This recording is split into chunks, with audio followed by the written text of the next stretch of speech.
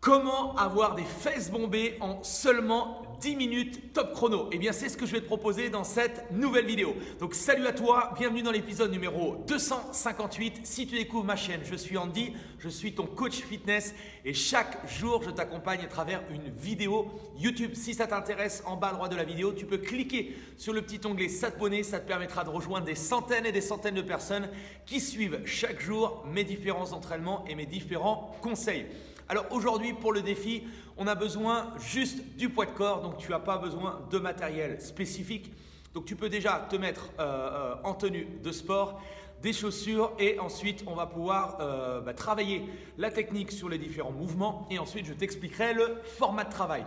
On va avoir plusieurs niveaux, donc en fonction de ton niveau physique, tu vas pouvoir également réaliser cet exercice. Plusieurs niveaux également en fonction du temps que tu as à ta disposition ce week-end pour t'entraîner. Tu auras un format de 10 minutes, format de 20 minutes et un format un peu plus long de 30 minutes. Allez, sans plus tarder, on est parti. Donc, on va avoir deux séries différentes, deux circuits différents. Circuit numéro 1, on va avoir 3 exercices. Ce que je te propose sur l'exercice des fentes, c'est 2 options. Là, l'option 1, ça va être des fentes avant. Donc ici, je cherche à avancer le pied, le genou reste plus ou moins au-dessus de la cheville, je redresse les épaules, le dos et je reviens en position de départ. Donc le genou vers le sol, j'inspire en descendant, je souffle, je remonte. Ok? Ça, c'est ma première option, fente avant. Option numéro 2, si tu es un petit peu plus entraîné, on va passer au côté justement dynamique de la chose. On va être sur ce qu'on appelle des fentes pliométriques. Donc, une fois à droite, on revient, une fois à gauche. Sans trop pencher le buste vers l'avant, tu essaies de garder justement une bonne posture. Si tu es à l'aise, tu pourras passer directement à des fentes plio sans la petite pause du milieu. Une fois à droite, une fois à gauche. Ok? Donc ça, ce sera notre premier exercice. Exercice numéro 2, on va avoir un mouvement de stabilité et de gainage avec le inchworm. Donc, tu vas chercher à poser les talons au sol. Tu vas plus ou moins fléchir les jambes si tu es pas très souple au niveau de l'arrière des cuisses. Et l'idée au niveau du mouvement, c'est que tu vas chercher à avancer les mains vers l'avant, tu vas stabiliser le bassin, redresser la tête et tu vas ramener les mains en direction de tes orteils. Donc j'avance tranquillement, on stabilise, je reviens, je ramène. Ça, ce sera l'exercice numéro 2. Exercice numéro 3, on aura une combinaison squat ciseaux. Donc on se met en position, pied un peu plus large que les hanches, on ouvre légèrement les orteils vers l'extérieur. L'idée du squat, c'est de chercher à descendre les fesses vers le bas, d'accord, et de remonter.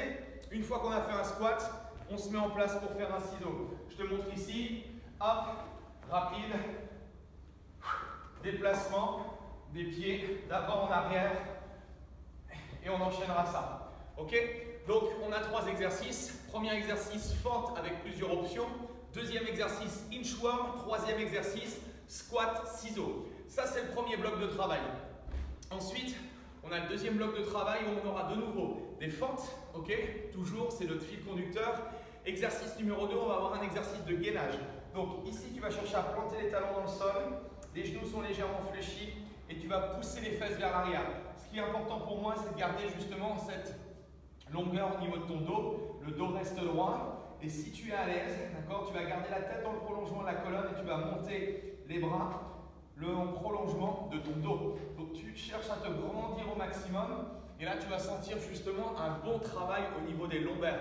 Si tu es un petit peu fragile au niveau du dos, eh bien c'est un bon moyen de renforcer les muscles profonds. Dernier exercice, à la place justement des squats ciseaux, eh bien on va s'amuser à faire des jumping jacks. Donc jumping jack, même chose, 2 mouvements différents. J'ouvre et je ferme ici, où je rajoute les bras et les jambes. D'accord? 2 façons de voir les choses. Ok? Donc ce qu'on va faire, c'est en fait, on va scinder les 2 circuits. Premier circuit, on va faire 20 secondes sur chacun des circuits. Donc 20 secondes de fente, 20 secondes d'inchworm, 20 secondes de squat ciseaux et 20 secondes de récupération. D'accord? Donc ça, ce sera notre premier bloc. Et l'idée, ce sera de le répéter 5 fois de suite. Ok? Une fois qu'on a fait ça, on attaquera directement le circuit numéro 2. 20 secondes de fente plio, 20 secondes de travail de gainage et 20 secondes de jumpy jack et 20 secondes de récupération, également 5 fois de suite. Ok? Et si tu es justement, en fonction de ton niveau, si tu es à l'aise, niveau numéro 1, c'est de faire un seul tour, d'accord? Donc 5 rounds du premier circuit, 5 rounds du deuxième. Ça, c'est un tour. Si tu as un petit peu plus de temps et que tu es un petit peu en meilleure condition physique, tu peux le tester 2 fois. Et si tu es en super condition physique, tu peux le tester 3 fois de suite. D'accord? Donc voilà, ce que je vais faire, c'est que je vais mettre le chrono. Je te montre le circuit 1, le circuit 2 avec justement la bonne intensité. Et on est parti. Allez, go! Donc là, je te rappelle, 20 petites secondes de fente. Donc ça, c'est l'option la plus dure, les fentes plio. Sinon, on peut faire fente plus cool, sans impact. Ici. Donc on redresse les épaules, on stabilise le bassin et on redresse. Donc on pousse bien sur la jambe de devant et on remonte. Donc les 20 secondes sont faites. Maintenant, on passe au travail d'inchworm. Ici, je cherche là beaucoup plus à contrôler mon bassin, à stabiliser les épaules et à essayer de garder les jambes le plus tendues possible. Donc tout doucement, je serre le ventre, je stabilise et je contrôle et je ramène. Ok, étape numéro 3, squat, ciseaux, squat, ciseaux. Donc à chaque fois, tu essaies vraiment de revenir en position stable. Donc le bassin reste engagé et petit déplacement de chaque côté. Donc tu vas voir que plus tu vas faire ça rapidement, plus ce sera difficile. Donc là, on a 20 secondes de récupération, d'accord? Et normalement, on est censé reprendre ça encore 4 fois de suite. Ça nous fera 5 rounds, d'accord? Plus tu es à l'aise, plus je vais te demander vraiment de mettre de la vitesse. Tout de suite après, une fois qu'on a fait nos 5 rounds, on va enchaîner le deuxième bloc. Circuit numéro 2. Hop, alors juste, je remets à 0. Toc.